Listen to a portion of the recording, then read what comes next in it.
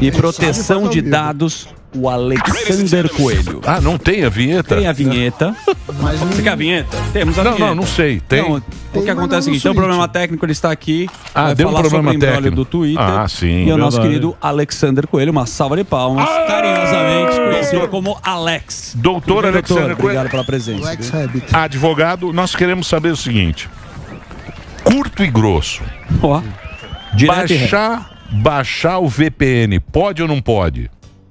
Bom, primeiro, boa tarde. Não, eu quero só... Antes de boa tarde. Antes de qualquer coisa... Boa tarde. Não pode, Mireu, não pode. Não pode. A decisão não pode. Não pode. Não pode. Eu não posso lá e baixar um VPN. Não pode. Até essa decisão ser revista, infelizmente não pode. Ninguém pode. Ninguém pode. Mas por que estão publicando no Twitter? E agora? Como é que nós É um vamos... caso sério, né? Como é que nós vamos entender isso? É. Como pega essa galera? Pois é. Tecnicamente é praticamente impossível, né? Você pegar... Isso. Porque Quer a dizer... VPN ela é criptografada de ponta a ponta. Quer dizer, a justiça não tem acesso se você for lá e baixar o VPN. Exato. Então, quer dizer, você não pode, mas pode. É tipo as 40 gramas da maconha que ninguém entendeu. Ninguém... Né? Pode portar. A maconha também é outra coisa que os caras fizeram para confundir a nossa cabeça. É a mesma coisa, não é? Sim, parecido. Porque o que acontece? Até hoje nós vivemos uma democracia, né? Sim, teoricamente. Então, a gente tem que respeitar as decisões institucionais, respeitar as instituições. Então, até essa decisão ser revista, infelizmente, você pode acessar a VPN para outros fins, exatamente. Não para acessar a UX, né? Mas não pega. Tecnicamente é impossível. Então, não pode, mas é difícil de pegar. Não pode. Vocês estão entendendo? Eu tô. Vocês Eu entendi agora. É bonito, Onde é que está a situação? Que coisa, né? Que coisa A gente maluca. chegou nesse ponto, nessa escalada. A análise que a gente pode fazer, né, olhando como um todo, naturalmente, quando uma empresa oferece os serviços aqui no Brasil, ela tem que respeitar as leis brasileiras. Isso é óbvio. O grande ponto aí é a velocidade que isso tomou, né? E a gente chegou aí com prazos curtos, ameaças de prisões, enfim. Tudo Então, isso mas de um eu tenho uma inquérito- curiosidade. De um inquérito lá atrás, né? Que já está aí com 6 anos. Esse inquérito que é esquisito, né? Na verdade é isso que é esquisito. Exato. Mas falando de empresas, eu acho que nem todas as empresas que a gente acessa na internet têm escritório no Brasil. Não é possível. Exatamente. Não é possível todo aquilo que você também acessa. Representante também. Não tem. Não tem como, né? O próprio legal, acho que É o não. seguinte, O próprio Blue Sky. a gente é isso num aí, mundo hoje digital, totalmente digital, é natural que as coisas acelerem. O avanço da tecnologia ele é muito mais rápido do que o ordenamento jurídico consegue. Ele não consegue acompanhar. Essa é a questão.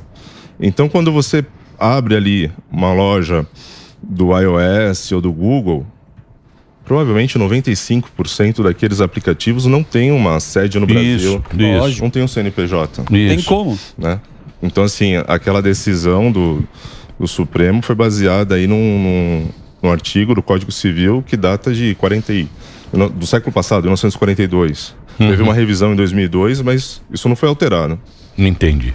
Eu vou fazer um break para a Rede Rádio, a gente continua aqui com esse papo, todo mundo agora quer saber como é que vai ficar a situação. Vamos falar também da Starlink, né? Da empresa. Vou falar da Starlink para você que está acompanhando o Pânico aqui na Rede Jovem Pan de Rádio. Pode fazer o break, Reginaldinho. Posso fazer uma pergunta antes da Starlink? Claro. Dá para reverter essa situação? Porque tem uma multa, parece estar 18 milhões, não sei se está aumentando a multa. Sim. Tem que ter um representante, como você falou aqui, e tem que indicar quem são, né? O STF pediu alguns nomes para não estar no Twitter. É possível acontecer? Politicamente a gente vê que o Elon Musk não vai para trás nessa história. Então, parece que ontem, ou hoje de manhã, a Starlink já sinalizou que vai impedir o acesso ao X. Isso acaba sendo aí, né, um passo no sentido de colaborar. Eu acho que eles estão pensando aí uma possível liberação desses ativos, que também foi uma outra arbitrariedade, né? De você... Uma empresa não tem a ver com a outra. Exato, exato. E para caracterizar grupo econômico, existe aí um rito, né? O devido processo legal. Não é assim tão rápido, né? É uma coisa comum. Existe antes a gente ter essa despersonalização, né? A descaracterização da pessoa jurídica, existe um rito aí grande de documento. Parece que no caso a Starlink, o Elon Musk não detém nem 40%. Isso, né? isso. Então, assim, é difícil caracterizar um grupo econômico e isso ser feito numa canetada. Porque a Starlink, parece que eles têm mais de 200 mil usuários aqui no Brasil, né? É por aí, né? É 200 mil. É isso aí. Tem 200 mil usuários e, a princípio, ele falou que não, que ele ia continuar mandando lá o sinal do Twitter para as pessoas poderem acessar, e agora parece que... Eu acho que ele vai entrar na justiça, né? Isso aí seria uma... Sim, mostrando que ele quer que a justiça resolva isso, né? Provavelmente é isso, né? Provavelmente. Para não fazer uma desobediência. Isso, ele está demonstrando aí que eles querem negociar. Isso, colaborar. Exato. Então, ponto, que ele tem 40%, não tem nem 40% da empresa, então mostra que talvez não seja nem o Elon Musk, né? Tem outros acionistas que também querem. Existem aí outros acionistas, né, majoritários. Não, mas acho que foi o advogado que chegou e falou, faz isso que é melhor, não é isso, doutor? Exato. Bem provável que tenha sido isso. O advogado que sempre vai dar o... E você acha que ele fez certo? Olha, Emílio, dentro ali da possibilidade que ele tinha, com relação ao X, né, a gente está falando aqui, quando você tem essa escalada e começam a pressionar com relação até risco de prisão dos seus funcionários, é complicado, né? Porque ele está expondo o Alexandre, né? Sim. Ele está expondo. Criou até um perfil. Ele criou um perfil que ele está expondo. Talvez Sim. aí que seja.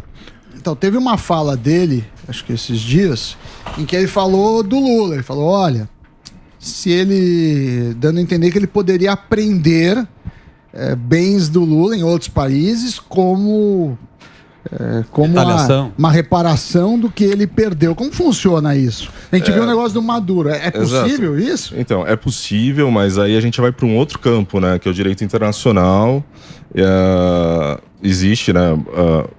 Essa possibilidade, mas ela ainda é remota, né? Para acontecer. O que a gente vê é que, na verdade, com todo esse imbróglio aí, os maiores... quem sai perdendo são os usuários. Exatamente. Exatamente. E além disso, a gente tem também toda uma questão de reputação. A reputação do Brasil fica manchada, porque a gente se iguala aí a países como China... Anda para trás, Miramar, né? Anda para trás. Exato. Então, mas aí você não pode pegar uns usuários... É o mesmo nome de novela. A gente pega os usuários e entra na justiça pedindo... É passível. Não é? Pode. Porque o cara tem prejuízo. Imagina se o cara tem um comércio, se depende, né, do trabalho dele jornalístico, produção de conteúdo. As pessoas estão sendo afetadas, né, com isso. E não tem nada com isso, né? E não tem nada com isso, nem a parte. Assim como o próprio... Voltando lá, né? Existe um inquérito que foi aí dado início pelo Supremo. A gente nem vai entrar aqui no mérito se é competência dele ou não, mas não é. O inquérito, você fala, é o de 5 anos atrás. 6 anos já. Tá. Para quem não sabe, né, da nossa audiência aí, o inquérito policial, ele deve durar aí 90 dias, podendo ser prorrogado por mais 30 dias. Então, o inquérito, ele é uma fase investigativa, né? Sim. Para você colher ali provas, colher indícios, e aí sim, o Ministério Público, se for o caso, entrar com a denúncia e isso virar um processo criminal. Isso não aconteceu, né? Então... Doutor, em relação à questão que aí tem uma discussão enorme, né? Que isso é inconstitucional, que você não poderia banir um usuário de uma rede social. Como é que a Constituição, o que a Constituição diz de fato sobre isso? Porque aí você tem a questão de que a Constituição também é antiga, de 88, que não tem um respaldo para essas redes sociais na era digital. O que a Constituição diz sobre o fato de você ter um usuário banido de uma rede social? Sim, é uma ótima pergunta. Existem alguns princípios na nossa Constituição que são garantias fundamentais, né, que são a base de uma democracia. Um deles é a liberdade de expressão, o devido processo legal, a ampla defesa e o contraditório. Então, todo esse caminhar aí desse caso do X e do STF, ele fere aí frontalmente essas garantias, né? Porque eu posso não concordar com o que você fala, mas eu tenho que defender o direito de você se expressar livremente. Se você, de alguma forma, atacar a minha honra, ameaçar, aí sim, eu tenho outros procedimentos jurídicos para reaver qualquer direito meu que eu acho que tenha sido atingido. Mas eu não posso cercear, somente numa canetada, a sua livre expressão, a sua liberdade de expressão. Doutor, eu queria falar a respeito dos deepfakes, né? Que ótimo. A galera começou a fazer com zoeira, tem gente já utilizando isso como meio de dar golpe. Eu queria, na questão da zoeira, por exemplo, quando a gente pega um deepfake com uma pessoa que ali tem um CPF usando a própria voz e só troca o rosto ali, isso pode dar algum tipo de problema, né? Obviamente não aplicando golpes, mas, por exemplo, eu e o Alba, a gente faz imitação. Se a gente usa aquele deepfake em benefício nosso para poder imitar aquela pessoa, isso tem problema? E já juntando na mesma pergunta, na questão de inteligência artificial, quando você cria algum avatar que lembre fulano, isso também pode dar um problema de direito de imagem, não? Então, uma ótima pergunta. Obrigado. Inteligência artificial é uma realidade, não só no Brasil, no mundo todo, né? Há poucos anos atrás, ela era restrita aí aos laboratórios. Com a inteligência que a gente chama generativa, isso democratizou. E esse avanço é muito rápido.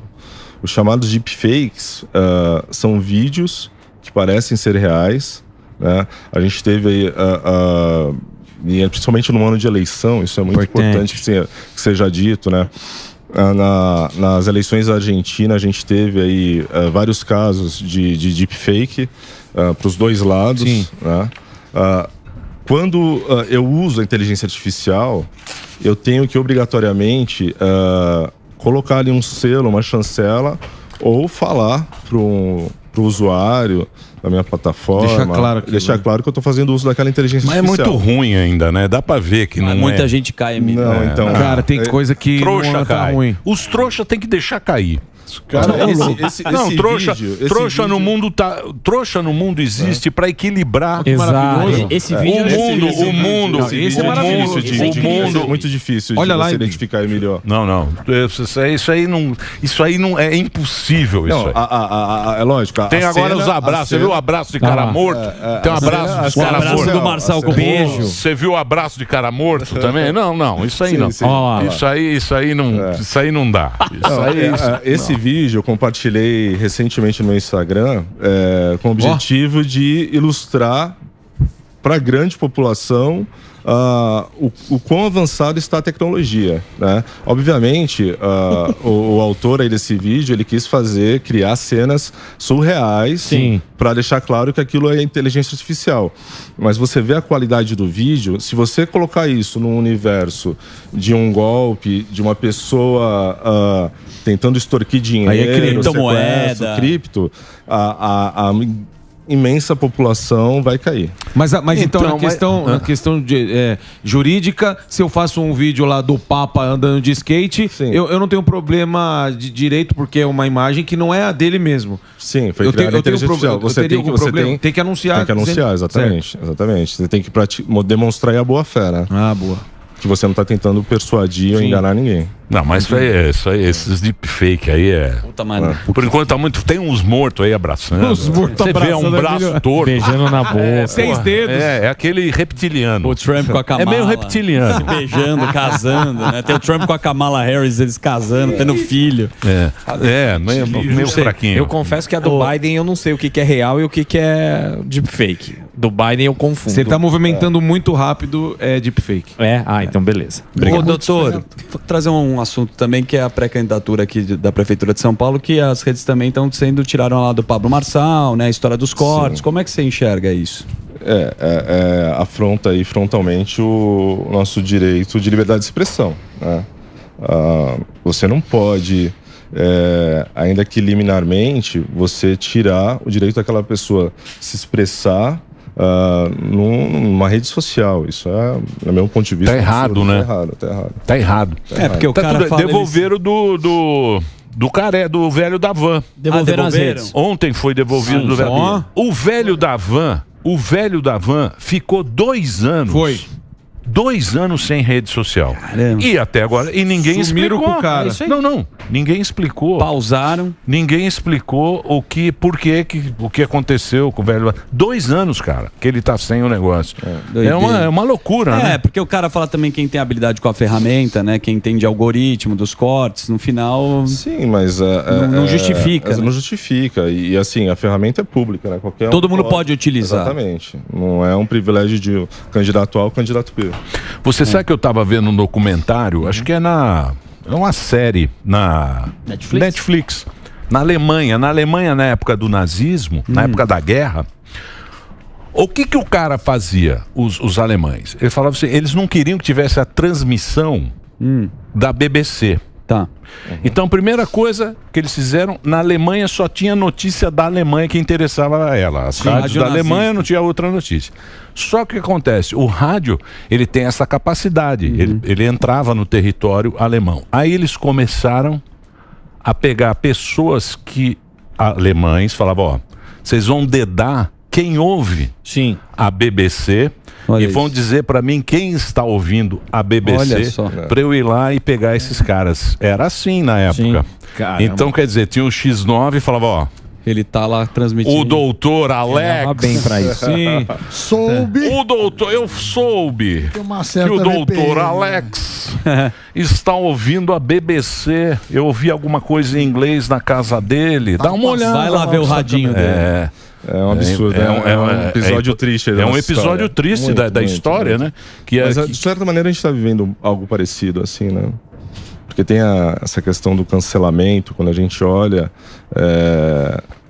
de você não concordar com alguma opinião ou com alguém ali do seu lado, e você começa a promover aquele...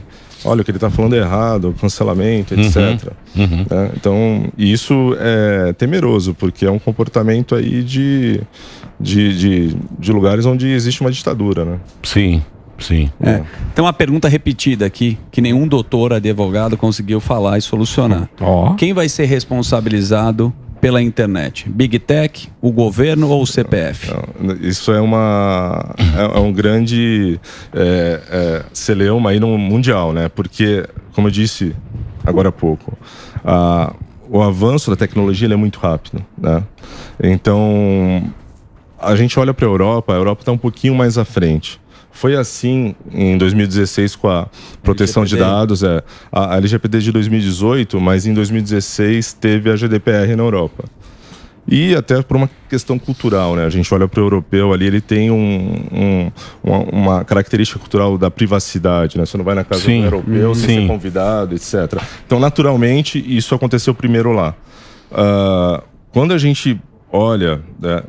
dando aí um zoom out, internet como um todo, a Europa está na frente, entrou em vigor agora em 2024, 22 de fevereiro, um tratado chama Digital Services Act, que é um marco que regula tenta, de certa maneira, criar normas dentro da internet, para os serviços digitais. Né? Então, assim, eles estão à frente. No Brasil, a gente ainda está discutindo, tem aí o PL da fake news que sabiamente foi afastado, tem aí um projeto em estudo no Senado sobre inteligência artificial, mas ainda tem tempo, né? Eu acho que a gente não está tão avançado e, enfim... porque não adianta nada você pegar uma lei velha e aplicar numa lei que é uma tecnologia que você não Exato, que conhece. não existia, né? Não existia. E isso aí, o alemão é o que mais se preocupa com os dados. Que e é a o que menos privacidade, se né? preocupa no mundo é o chinês. Mas o chinês é o que menos se preocupa. o governo coloca você pra... Porque ele não tá... Ele não controla tudo. ele já tá acostumado. já vive assim, né? O chinês, ele já tá... Mostra o nabo pro doutor. Mostra aí, o nabo pro doutor, doutor. O chinês, ele já se acostumou com o nabo. A gente está se acostumando aos poucos com o nabo que vem cada vez mais. Obrigado, viu, doutor? O papo foi muito bom. Eu que agradeço. Obrigado pelo convite. Imagina. Estar aqui. Um prazer receber. Eu vou passar as redes aqui do doutor, que o Instagram dele é Alex Coelho ADV, que é de advogado. Alex Coelho ADV é o Instagram do doutor Alex, que bateu um papo aqui com a gente.